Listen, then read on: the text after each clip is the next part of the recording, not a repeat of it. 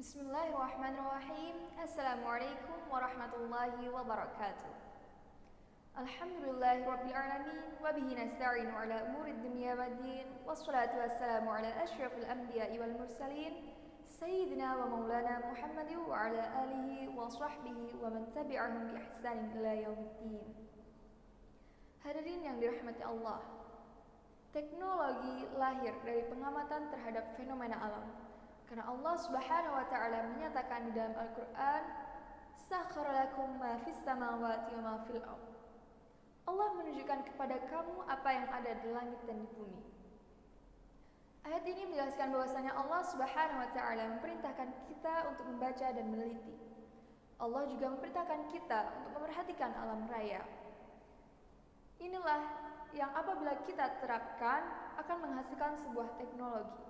Karena teknologi merupakan kemampuan manusia dalam menciptakan alat nol ke pengetahuannya, sehingga alam ini bagaikan tunduk kepada kita.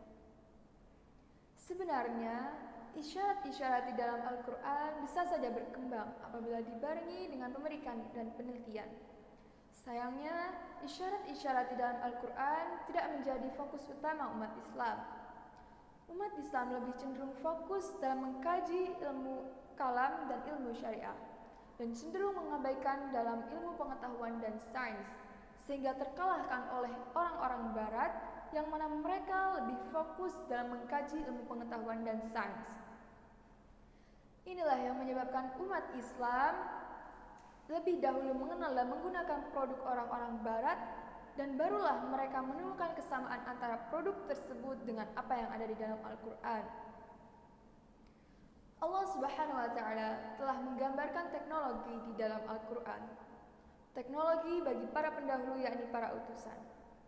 Allah gambarkan untuk kita jadikan pembelajaran dan motivasi untuk menguasai berbagai cabang ilmu. Salah satu contoh yang dapat kita temukan yakni penemuan sidik jari pada abad ke-19 yang merupakan penanda identitas yang akurat dengan akurasi mencapai 87,5%, dan saat ini menjadi acuan utama dalam dunia forensik. Jauh sebelum informasi ini beredar, Al-Quran dalam surat Al-Qiyamah ayat 4 telah menginformasikan keberadaan sidik jari melalui lafaz banana.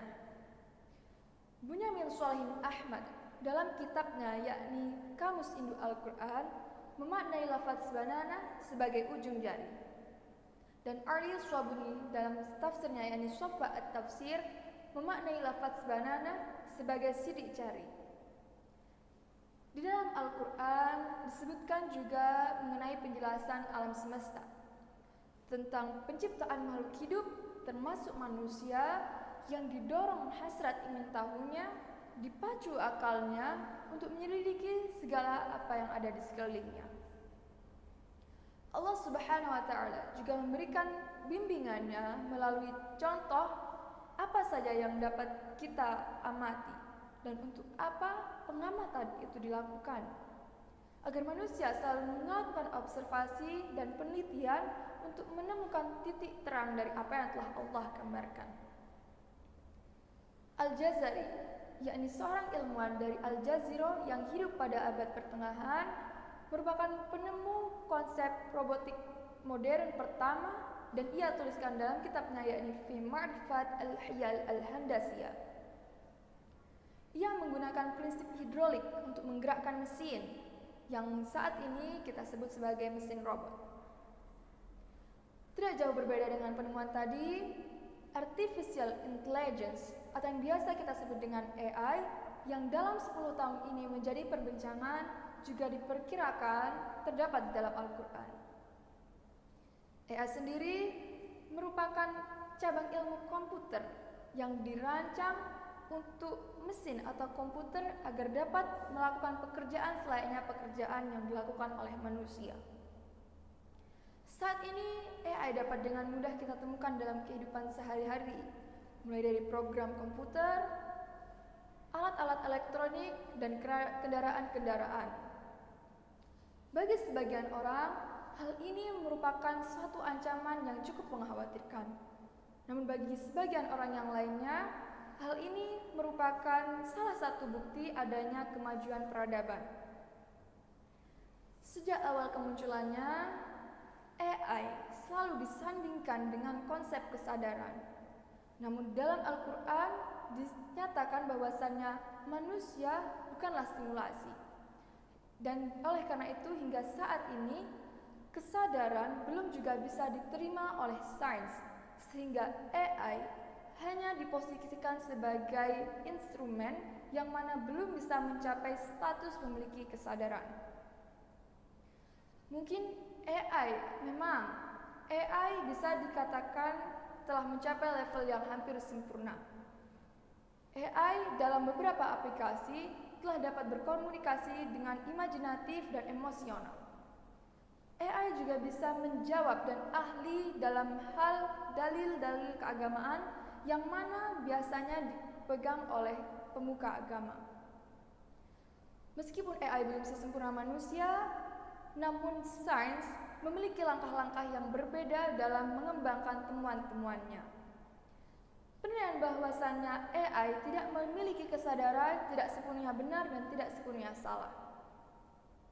Banyak kalangan yang menganggap bahwasanya AI tidak akan pernah bisa menggantikan manusia, sebab manusia memiliki pengalaman dan cara hidup yang mana hanya bisa dilakukan oleh manusia. Mungkin saja AI bisa menghafal filsafat, namun subjek yang bisa memahami filsafat tersebut hanyalah manusia. Islam tidak menolak adanya perkembangan teknologi, namun kita hidup di zaman linguistik komputasi, kita hidup di zaman ilmu data, kita hidup di zaman visualisasi data, kita hidup di mana kita sekarang menggunakan mesin dan analisis mesin bahkan untuk menyelesaikan kasus-kasus forensik. Maka dari itu, AI sebagai tools atau cara yang bermanfaat bagi umat Islam, namun di sisi lain juga menjadi ancaman bagi umat Islam. Bermanfaat karena dapat mempermudah penyebaran agama Islam, namun juga menjadi ancaman karena menjadi otoritas kebenaran, apalagi bagi orang-orang yang awam.